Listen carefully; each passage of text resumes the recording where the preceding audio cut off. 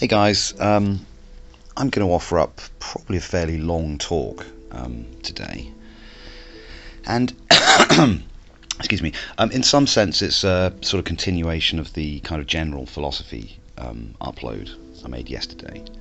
But I wanted to talk about kind of philosophy in the world, and sort of try to offer up a sort of slightly more practical kind of side to it, because we've got very abstract very quickly, and philosophy is obviously it's about maths and physics and trying to lay down sort of an account of metaphysics and so on. But it's not just about that. It's also about kind of social commentary. It's about human experience, and it's about trying to improve things. I think there's, for me, there would be no point in doing philosophy at all if it had no sort of earthly impact at all, or spiritual impact, right? So I want to talk about my philosophy of the world, right? And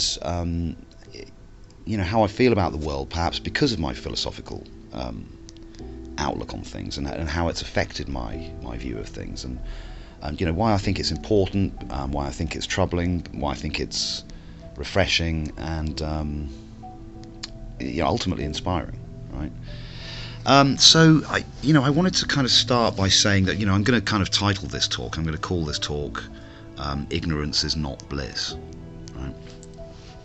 So there's this kind of almost sort of habitual customary saying where we say, ignorance is bliss. You're better off in the dark, you're better off not knowing what horrible things are going on around you. In some sense, the kind of the stewardship of nations, it seems, is about sort of protecting the public from the dirty deeds, if you like. And it's almost like it's like with children, they say we don't really want to confront them with things like death and violence and so on and so forth until they get much older. And there's this sort of we seek to sort of protect ourselves, right? And sometimes ignorance seems like a way of doing that. If you don't know that there are wolves at the door, then you're not going to feel stressed out, right? It's sort of almost as simple as that. But I'm going to try and turn that on its head and say ignorance definitely is not bliss, right?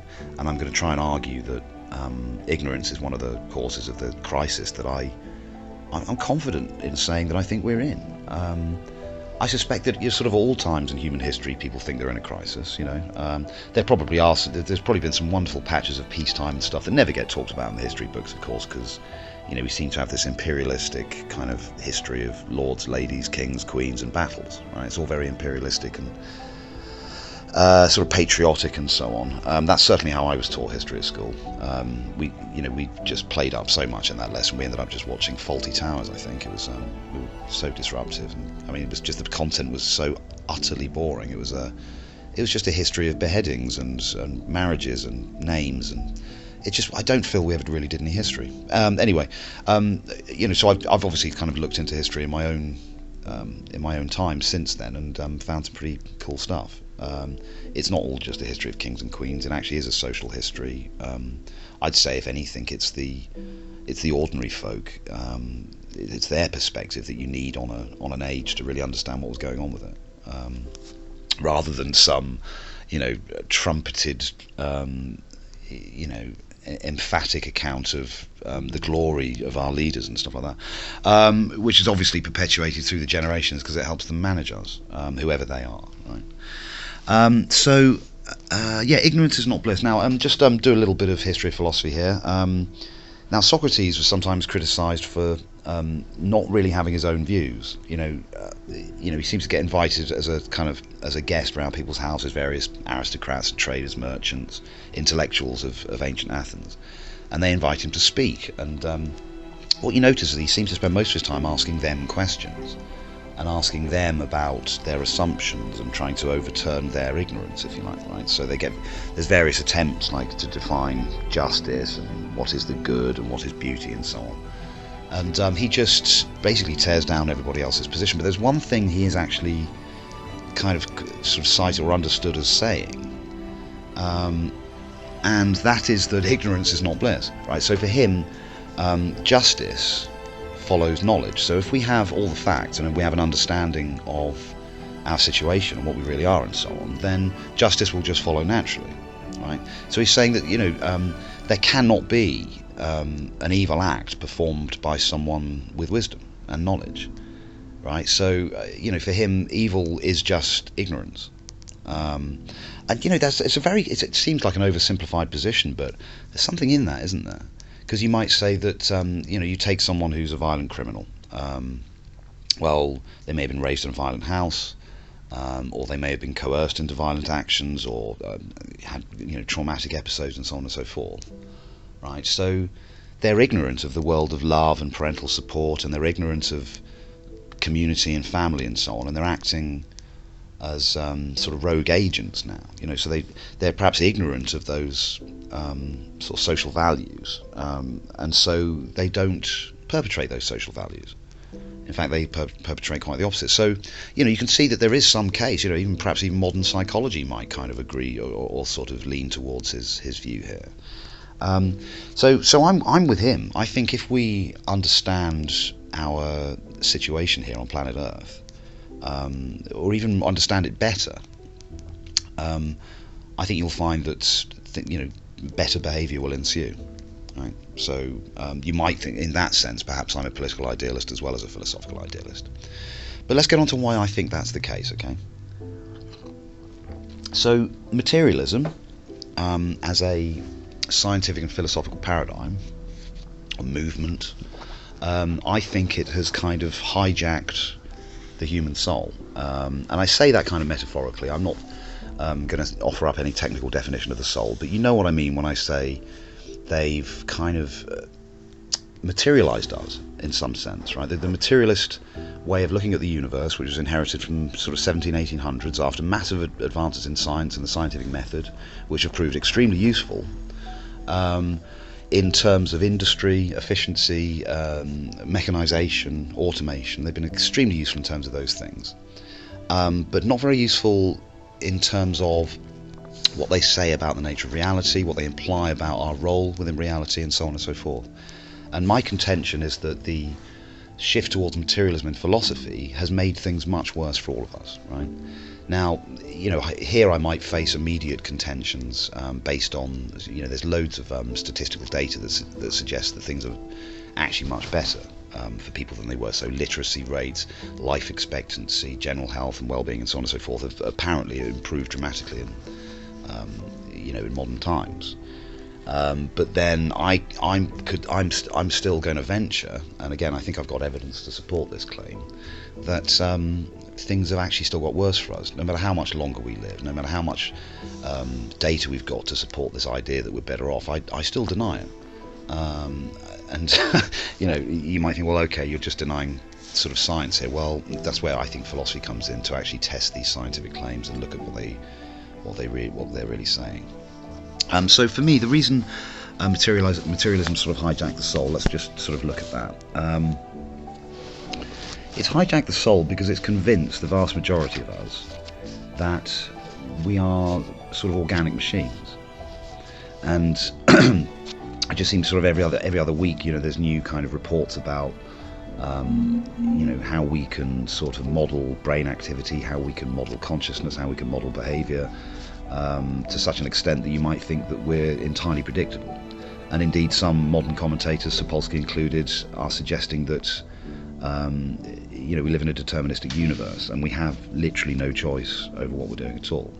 I deny that for reasons I've already discussed, but I think it's an extremely unhealthy way of characterizing the human condition, and it seems to have led to it seems to have sort of come hand in hand with individualism as well, and by that I just mean this kind of new cultural emphasis on the individual, and this kind of almost implicit requirement that we need to sort of conquer ourselves and conquer our world and attain greatness as an individual, and have a great job, have a great career, be socially successful, earn loads of money, kind of win the game, so to speak. And that prospect of that ability to win the game is, and that kind of invitation to participate and win the game is constantly drilled into us. I tend to see schools. I think schools have actually improved. I've got sort of teachers and stuff in my social group and family, and they've said that conditions in the classroom and the way they approach learning and stuff has dramatically improved.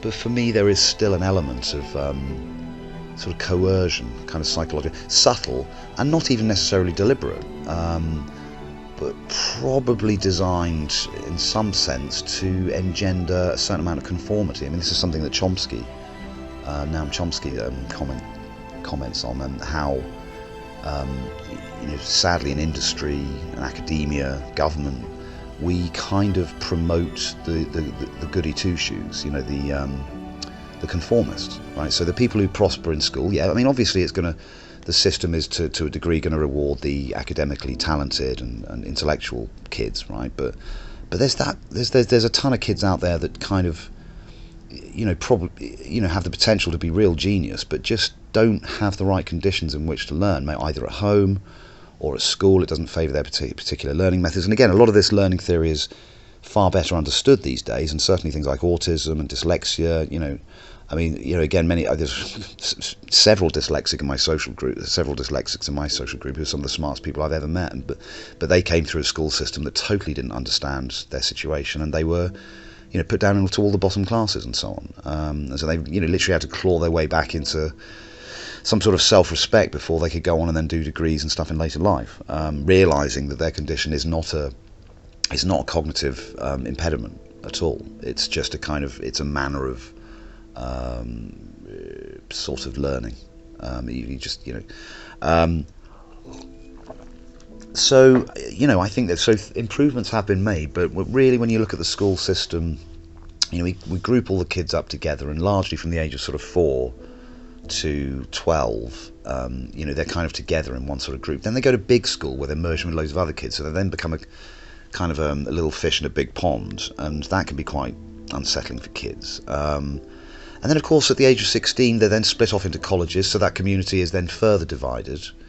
But they're still probably fairly local, and the social scene, continues on, and the network's still there, and the tribe's still there. But then, of course, after that, a bunch of them go off to university in different cities, so there's that further division, right? So you've got this kind of, you always think of them as cells, you've got this sort of bunch of cells that are kind of working together and learning together as a kind of single creature, and who are then sort of, cut up and, sort of pulled apart and separated and pushed out into the world then as these sort of slightly more alienated or kind of socially isolated units, which can then again form communities and tribes and associations later on. But I think there's something going on here that it serves to dehumanize us, and I think it's probably something to do with anthropology. It's probably something to do with our biological history. I mean, we, according to the standard view, we spend a hell of a long time as nomads. Moving around in sort of groups 30 to 40 strong. Parental lineage was not necessarily a clear thing, so there weren't these kind of nuclear families within the clan. The children were raised by the clan. And of course we spent a hell of a lot of time walking and hunting, and actually using these muscles and so on for, and the use of these muscles would be directly tied to our survival prospects, right? That, and we did that for a very, very long time in this modern physical morphology, right? So, the very little has changed to our physical characteristics, but, culturally we've gone through an absolutely radical transformation. And, it sort of seems like a long time, but, in sort of cosmic history it isn't really. Now, lots said about things like the agricultural revolution, which of course, it completely revolutionized sort of the way we grew and hunted and settled and so on, and it led to people having actually sort of taking charge of a particular area of land and settling there and saying this is ours, right?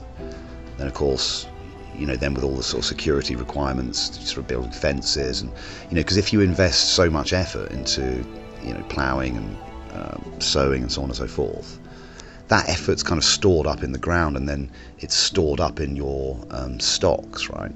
So the thought of that being robbed after potentially years of hard labour is kind of unthinkable, and it could even lead to the death of that community. So you've got this increased level of security, but almost a sort of increased vulnerability if something goes wrong, if you had a bad harvest, or you may have lost some of those old, sort of perhaps more agrarian or sort of maybe nomadic gathering, harvesting techniques. You might have less diversity of soil types because you're covering a smaller geographic space. So you can sort of see how this is some sort of a kind of social human crisis in a sense. And so look, so the agricultural revolution. I mean, we interestingly we can trace the spread of languages in association with that. So this Indo-European language in Europe. I think nearly all countries in Europe. So every country in Europe's language is probably derived from. I think there's one or two exceptions. Is it Finnish? Possibly Welsh or something, but and the rate of expansion of that seems quite sudden. And the argument is it was because of the agricultural revolution. And so what happens is, you've got these families and settling, and so building small holdings, and then that has to expand to meet the new generation that comes through. So the farms are expanding, and then and so it's pushing populations out further and further from the original centre, and eventually covering all of Europe with sort of farm holdings.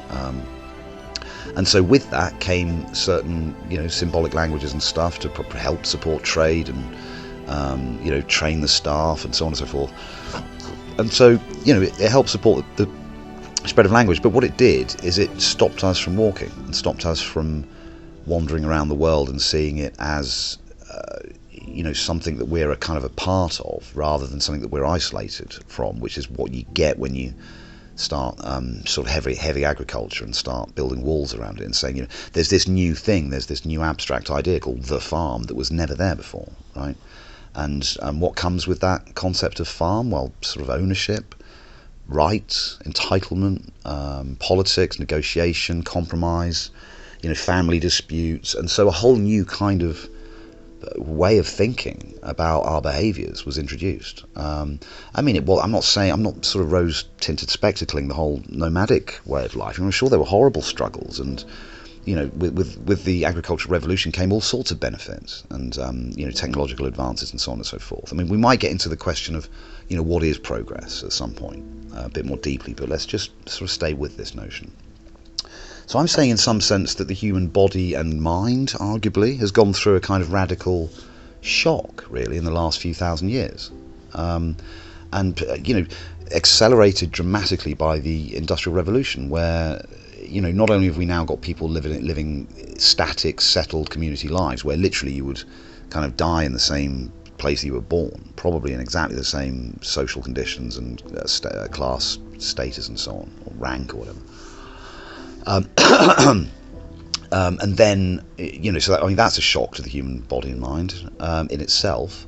And then you go from there to people living in densely packed cities, working under mines, working in factories, and then we've got the kind of mechanization and the mass production and mass deployment of human labour. And of course, we can look at slavery and things like that in there as well. As slavery being the kind of the ultimate example of the kind of miserable relegation of humanity and the human spirit to that of a sort of machine or a kind of beast of burden, whose status shouldn't be undermined either. So I think we're in some sort of a kind of historic crisis. There's so many kind of threads woven in this kind of tapestry of human history that it's overwhelming, because alongside this sort of rise in industry and so on, and probably not disconnected, is the rise of materialistic thinking. I think that it's materialism has driven technology and industry and efficiency and productivity and so on and so forth, giving us modern medicine and mass production, all the cool things that we really, really like and think that we need. Consumerism, we'll get to that a bit later.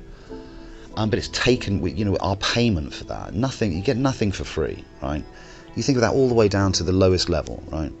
If a cell wants to reproduce, it needs energy, right? So it has to consume sort of, sugars or whatever it needs to, fats or something and then to get that, it needs to take action. Taking action is a risk. Taking action costs energy. And if that action doesn't succeed, and it doesn't succeed again, and it doesn't succeed again, eventually the entity dies.